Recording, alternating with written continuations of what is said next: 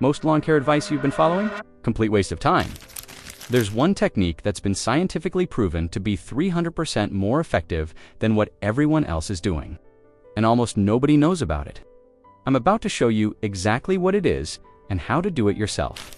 So here's the thing. Most people think they know how to take care of their lawn. They mow it every week, maybe throw down some fertilizer, water it when it looks dry.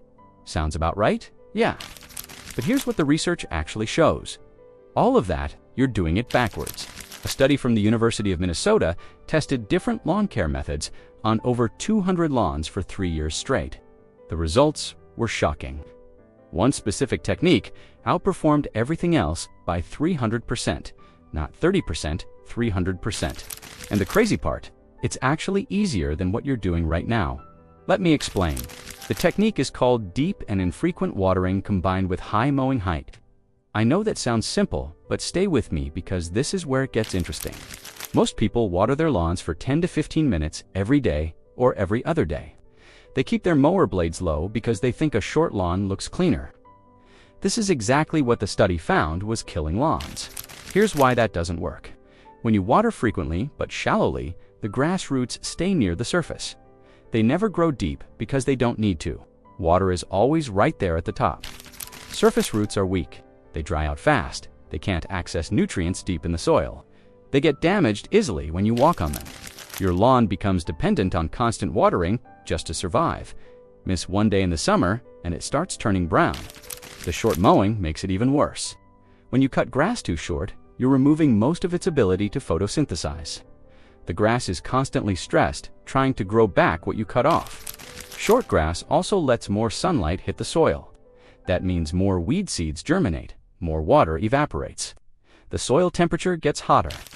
You're basically creating the perfect environment for a weak, weedy, high-maintenance lawn. Now here's what the study found actually works. Deep and infrequent watering. Instead of watering every day for 15 minutes, you water once or twice a week for 60 to 90 minutes. This forces the water to penetrate 6 to 8 inches deep into the soil. The grass roots have to grow down to reach it. Deep roots change everything. They access water and nutrients that shallow roots can't reach. They make your lawn drought-resistant. They create thicker, healthier grass that crowds out weeds naturally. The researchers measured root depth across all 200 test lawns. The daily watering group averaged 2 to 3 inch roots. The deep watering group, 6 to 8 inch roots on average. Some went even deeper. That difference is massive. But here's the second part that makes this technique so effective. High mowing height. The study found the optimal height is 3.5 to 4 inches. Most people mow at 2 to 2.5 inches. That extra inch and a half is a game changer. Taller grass has more leaf surface area for photosynthesis. It produces more energy. That energy goes into growing thicker, stronger grass and deeper roots. Taller grass shades the soil. Soil stays cooler. Water doesn't evaporate as fast. Weed seeds need light to germinate, so they don't sprout as easily. The study measured weed coverage across all test groups. Low mowing with frequent watering, 35% weed coverage on average. High mowing with deep watering, less than 8% weed coverage. And get this, the deep watering, high mowing lawns used 40% less water overall compared to the frequent watering lawns. So you're using less water, spending less time, getting better results. That's the 300% effectiveness the study talks about. Now let me break down exactly how to do this technique yourself. First, adjust your mower height. Most mowers have a lever or setting that controls cutting height. Set it to the highest or second highest setting. You want to be cutting at 3.5 to 4 inches. Here's a simple test. After you mow, measure a few grass blades. If they're shorter than 3 inches, raise your mower deck. One thing people worry about, won't tall grass look messy? Actually, no. Taller grass stands up straighter and looks fuller. It's the short, stressed grass that looks thin and patchy. Second, change your watering schedule. This is where most people mess up because they don't know how to measure if they're watering deep enough. Here's what you do. Get some empty tuna cans or shallow containers. Place them around your lawn. Turn on your sprinklers. Time how long it takes to fill those cans with 1 to 1.5 inches of water. That's usually 60 to 90 minutes, depending on your sprinkler system. That amount of water will penetrate 6 to 8 inches deep in most soil types. Now here's the important part. After you water, don't water again until the grass tells you it needs it. How do you know? Walk on your lawn. If your footprints stay visible for more than a few seconds, the grass is starting to get thirsty. That's when you water again. For most lawns in most climates, this means watering once or twice per week during the growing season. In extreme heat, maybe 3 times. In spring or fall, maybe once every 10 days. The study tracked water usage patterns over 3 years. Deep watering lawns needed significantly less total water, but stayed green and healthy through drought periods that killed the frequent watering lawns. One more thing the study found. Morning watering is crucial. Water between 4 a.m. and 9 a.m. if possible. Why? Cooler temperatures mean less evaporation. Grass blades dry before nightfall, reducing disease risk. Water has all day to soak deep into the soil. Evening watering was tested in the study too. It performed worse across every metric. More disease, more fungus, more pest problems. Now let's talk about what happens in the first few weeks when you switch to this technique. Your lawn might look slightly stressed at first. This is normal. The grass roots are being forced to grow deeper. The plant is adapting. Don't panic and go back to daily watering. That undoes everything. Stick with the deep watering schedule.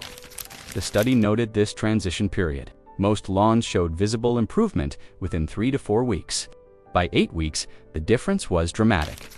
Here's something else the research discovered. This technique works even better when combined with leaving grass clippings on the lawn. Clippings decompose quickly and return nitrogen to the soil. Free fertilizer, basically. The study measured a 25% reduction in fertilizer needs when clippings were left versus bagged. More money saved, better results.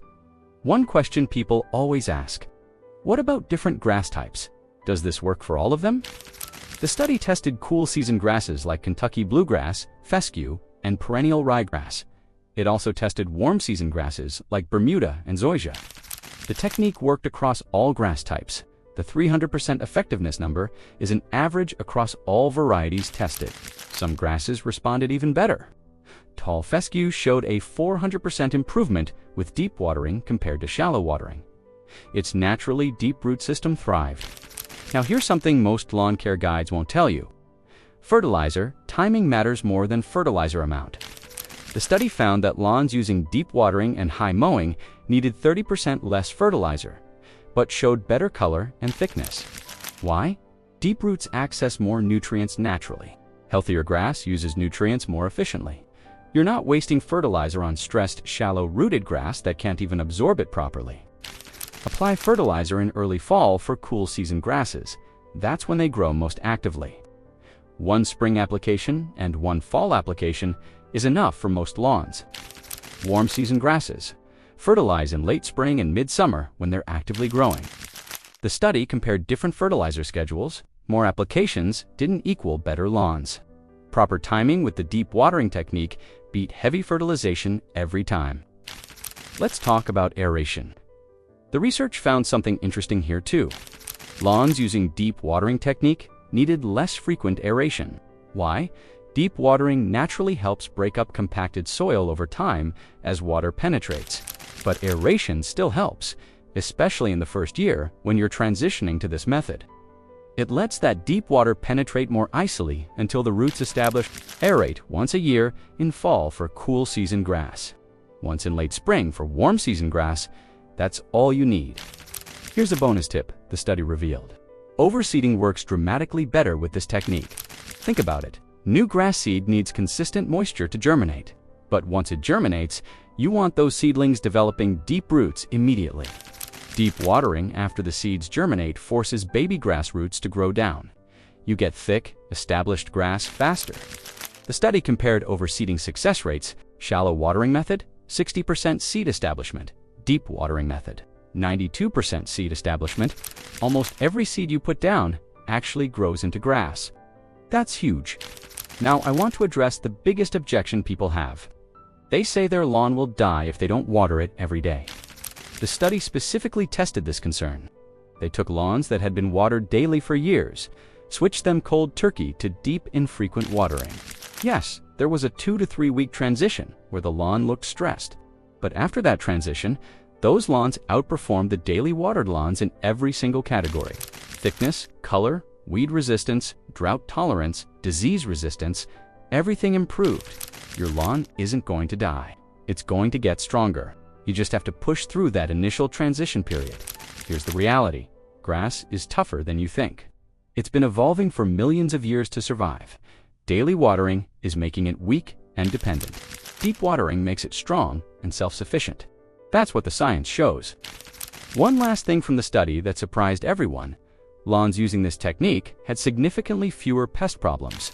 Grubs, chinch bugs, other lawn pests. They prefer weak, stressed, shallow-rooted grass, healthy. Deep-rooted grass resists pest damage naturally. The study measured pest damage across test groups. Frequent watering lawns showed 3 times more pest damage than deep watering lawns. Strong grass equals fewer problems across the board. So let me summarize exactly what you need to do. Raise your mower to 3.5 to 4 inches. Never cut more than 1/3 of the grass blade at once. Water deeply once or twice per week. 60 to 90 minutes per session to penetrate 6 to 8 inches deep. Water in early morning between 4 and 9 a.m. Wait until grass shows signs of thirst before watering again. Look for footprints that don't bounce back quickly.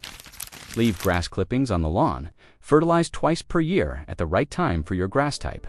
Aerate once per year. That's it. That's the technique. That's 300% more effective according to 3 years of university research on over 200 lawns.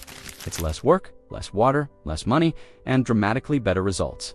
The science backs it up completely. Your lawn will thank you. Hit subscribe for more lawn tips that actually work.